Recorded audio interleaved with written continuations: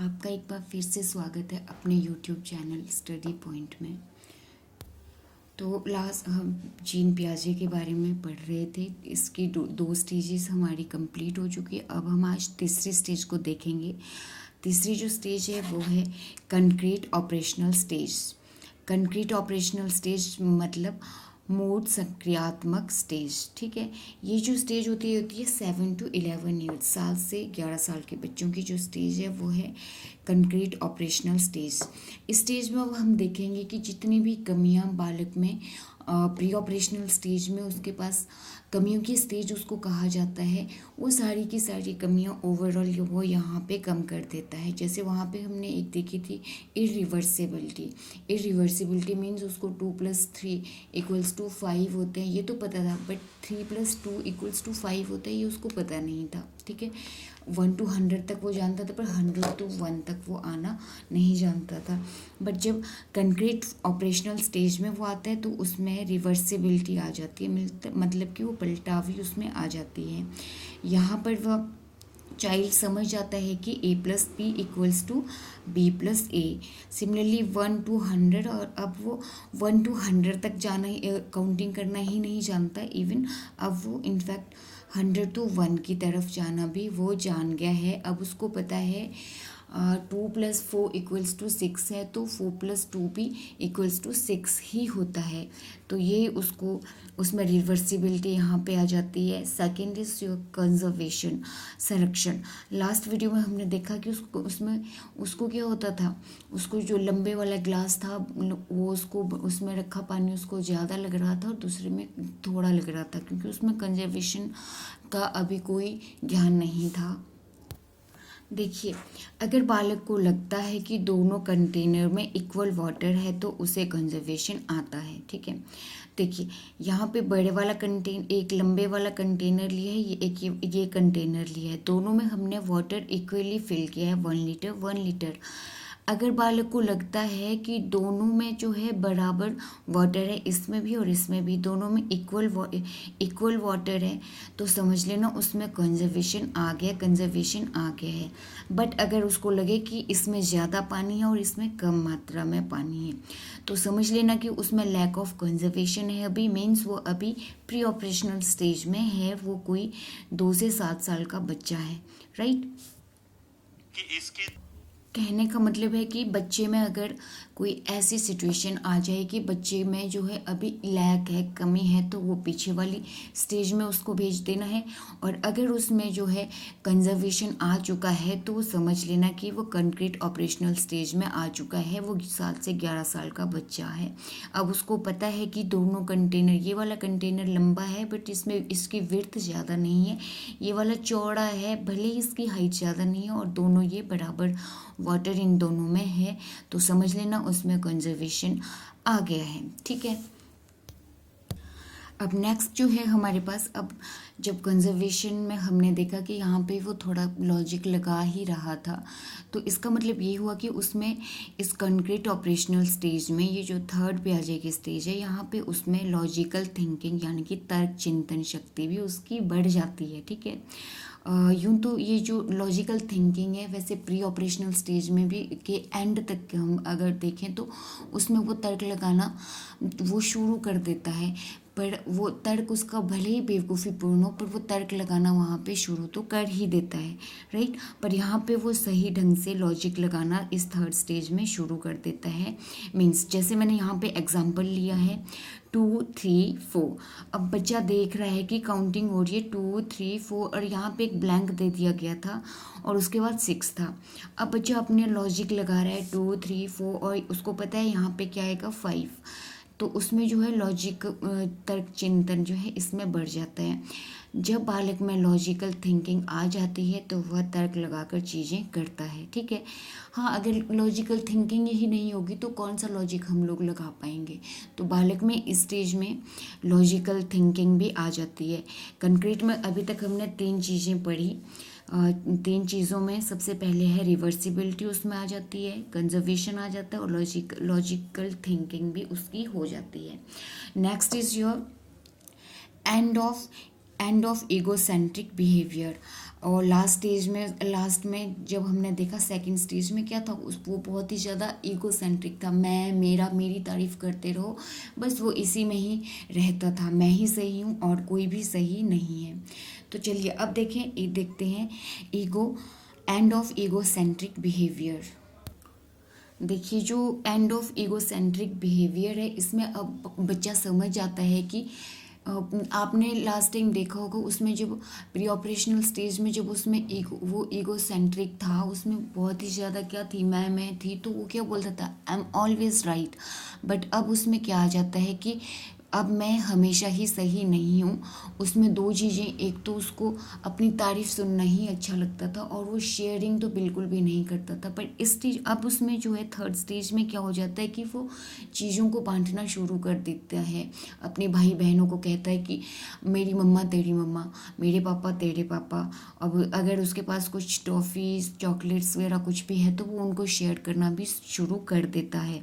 ठीक है, अब क्योंकि अब उसमें लॉजिकल थिंकिंग आ चुकी है और लॉजिकल थिंकिंग लगाते हुए अब वो क्या कर रहा है, चीज़ों को समझ रहा है, वो जान रहा है कि क्या चीज़ मम्मी पापा सिर्फ मेरे ही नहीं हो सकते, ये मेरे भाई बहनों के भी मम्मी पापा हैं। क्योंकि उसमें अब लॉजिक आ चुके हैं, तथ्य फैक्ट्स उसमें आ चुके हैं, उसमें वो लॉजिक लगाना, तर्क लगा रहा है। ठीक है, चलिए यहाँ पे देख लेते हैं, जब बालक में लॉजिकल थिंकिंग का विकास हो जाता है तो उसमें end of egocentric behaviour develop होएगा। कब होएगा, जब वो लॉजिकल थिंकिंग का उसमें जब क्या हो जाती है, डिवेल्प हो जाती हैं, उसमें शेयरिंग भी आ जाती है। क्या आ जाती है उसमें, शेयरिंग। ठीक है, चीज़ों को अब वो क्या करे, चीज़ों को जो है शेयर करना शुरू कर देता है। अब बालक जान जाता है कि मैं हमेशा ही ठीक नहीं हो सकता। ये सब चीज़ें मैंने आपको अभी समझा दी हैं कि अब उसमें मैं माई, ये सारी चीज़ें उसमें अब ख़त्म हो जाती है। क्योंकि उसमें जो है उसने तर्क लगाना सीख लिया, तो उसमें ईगो जो है ऑब्वियस सी बात है उसका एंड हो जाएगा। ठीक है, तो देखिए इस स्टेज में बालक अब कितना अच्छा होता जा रहा है, उसमें उसकी जितनी भी कमियां थी वो सारी उसमें क्या हो रही हैं, ख़त्म होती जा रही हैं। इसी में आपने एक और देखा था, सेंट्राइजेशन देखा था आपने, बिल्कुल सेंट्रिक था वो, तो इसमें वो डिसेंट्रिक हो जाता है, विकेंद्रीकरण हो जाता है उसका। तो चलिए इसके बारे में अब देखते हैं। अब यहाँ पे आपने डिसेंट्रिक में याद रखना है, अब जो है बच्चा केंद्र, पहले जो केंद्र हुआ करता था अब उसके लिए वो विकेंद्र है। ठीक है, पहले वो क्या होता था, सिर्फ एक चीज़ में ही क्या करता था, फोकस करता था, एक ही चीज़, क्लोज एंडेड होता था, वो कन्वर्जेंट थिंकिंग थी उसको, बिल्कुल क्लोज एंडेड वो था पहले वाली स्टेज में, राइट। अब बच्चा क्या हो चुका है, जो डिसेंट्रिक का अगर डी आप निकाल के देखो तो उसमें आ जाती है डाइवर्जेंट थिंकिंग डिवेल्प हो गई होगी। अब तक उसमें डाइवर्जेंट थिंकिंग डिवेल्प हो गई है, और साथ में ही बच्चा अब डाइवर्जेंट थिंकिंग होएगी तो आप खुद सोच लो, तो वो हर एक चीज़ को अलग अलग एस्पेक्ट से देखेगा।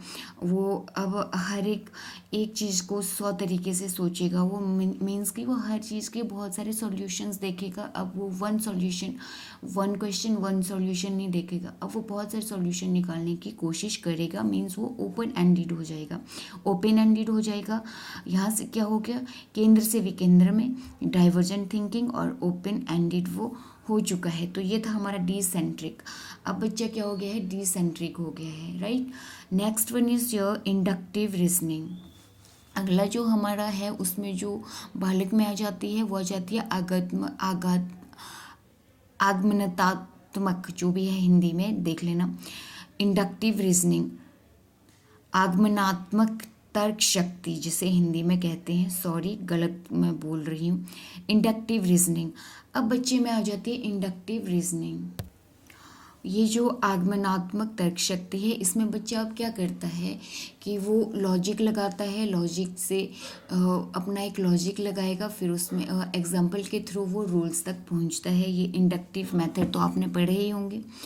इसमें जो है बालक पहले लॉजिक लगाएगा, फिर क्या करेगा, एग्जाम्पल तैयार करेगा, फिर वह उसे रूल के तरीके से अपनी बुद्धि में ग्रहण करेगा। ठीक है, तो ये था इंडक्टिव रीजनिंग।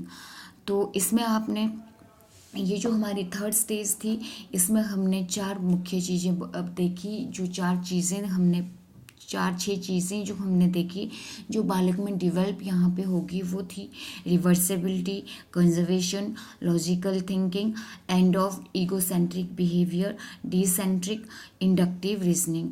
तो ये सारी चीज़ें उसमें अब डेवलप हो चुकी हैं, बच्चा काफ़ी समझदार हो चुका है 3rd स्टेज में। इसके बाद हम अब देखेंगे ओवरऑल मीनिंग। अगर हम देखें तो ये जो कंक्रीट स्टेज है इसमें अब बच्चा जो है क्या लॉजिक बेस्ड होता है, उसकी थिंकिंग जो होती है अब लॉजिक बेस्ड होती है।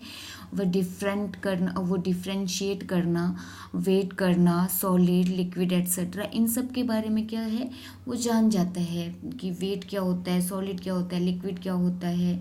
वेट करना, वेइंग उसको आ जाता है कि कौन सी चीज़ हल्की होगी, कौन सी भारी होगी। कंजर्वेशन क्योंकि वो जान चुका होता है। तो ये थी हमारी concrete operational stage. Hope so आपको समझ आ गई होगी। अगेन यही कहूँगी कि बार बार इसको रिवाइज करते रहो। रिवाइज से मेरा मतलब यही है कि रीडिंग करते रहो तो आपकी चीज़ें जो है दिमाग से नहीं हटेंगी, राइट। अब नेक्स्ट स्टेज की तरफ हम फर्दर मूव करते हैं, वो है हमारी फॉर्मल ऑपरेशनल स्टेज। अगली जो स्टेज है वो है अमूर्त संक्रियात्मक अवस्था। अमूर्त संक्रियात्मक अवस्था, ये जो स्टेज है ये 11 अबव 11 साल से ऊपर का जो बच्चा है वो है फॉर्मल ऑपरेशनल स्टेज। 11 अबव की हमारा इसका टाइम पीरियड रहेगा, राइट। ये जो फॉर्मल ऑपरेशनल स्टेज है इसमें जो है बालक क्या होता है फॉर्म में आ जाता है। फॉर्म में आने का मतलब क्या है कि अब बच्चा जो है पूरे जोश में आ जाता है, होश में होता है, दिमाग में अब हर चीज़ को दिमाग से सोचने लगता है। वो सही गलत का उसे अच्छे से नॉलेज हो चुका है क्योंकि 3rd स्टेज में उसमें ये चीज़ें सारी डेवलप हो चुकी थी और अब वो बिल्कुल अच्छे से जानता है सही और गलत। पूरे होश में रहता है, पूरे दिमाग से काम करता है। उसको पता है कि मैं आज के बारे में ही सोचता नहीं रहूँगा। आज मैं अगर चावल खा रहा हूँ अगर मैं कुछ ज़्यादा उसमें वेस्ट करूँ तो कल के लिए मेरे पास नहीं बचेंगे, इसलिए मुझे लिमिट में यूज़ करना है, वेस्टेज नहीं करनी है। मीन्स कहने का मतलब ये है कि अब वो समझ आता है कि अब वो सिर्फ आज का ही नहीं सोचता है। पहले बच्चा कैसा होता था, बस जो है अभी अभी के बारे में सोचो, खा लो, हो गया। अब वो अपने फ्यूचर के बारे में भी सोचना शुरू कर देता है। उसको अपने फ्यूचर की भी अब अपने फ्यूचर को लेके वो टेंस है अब, राइट। तो ये जो इसमें जो है उसमें एब्स्ट्रैक्ट थिंकिंग आ जाती हैं।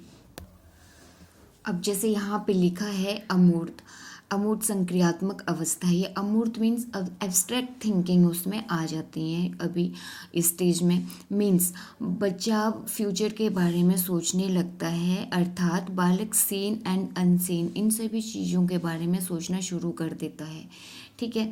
इसे ही एब्स्ट्रैक्ट थिंकिंग कहा जाता है। कहने का मतलब है उसको पता है अब कि मुझे अब पढ़ना है ताकि मैं एग्ज़ाम अच्छे से दे सकूं। वो फ्यूचर के बारे में सोच रहा है, अगर मैं आज पढ़ूंगा तो तभी तो एग्ज़ाम क्लियर होगा मेरा, तभी तो अच्छे मार्क्स मुझे आएंगे। अगर टेस्ट मुझे दिया है तो मुझे पहले पढ़ना पड़ेगा, तभी मुझे अच्छे मार्क्स उसमें मिलेंगे, राइट।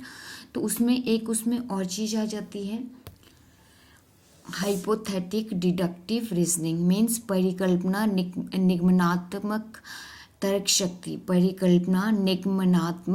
तर्क शक्ति। इसका मतलब हुआ कि किसी चीज़ के बारे में एज्यूम करना सही या गलत है, या फिर निकालना, या किसी चीज़ में से सही या गलत निकालना, या किसी चीज़ में से कोई चीज़ निकालना। तो ये उसमें चीज़ें उस टाइम आ जाती हैं। कहने का मतलब ये है कि जब किसी समस्या में फंस जाते हैं हम लोग, तो उससे निकलने के लिए बिना किसी की हेल्प के लिए अपनी सोच लगाकर उस समस्या से बाहर निकलना, यही मतलब हुआ कि सही या गलत निकालना किसी चीज़ से, ठीक है। ये डिसीजन मेकिंग उसकी खुद की होगी अब, ठीक है।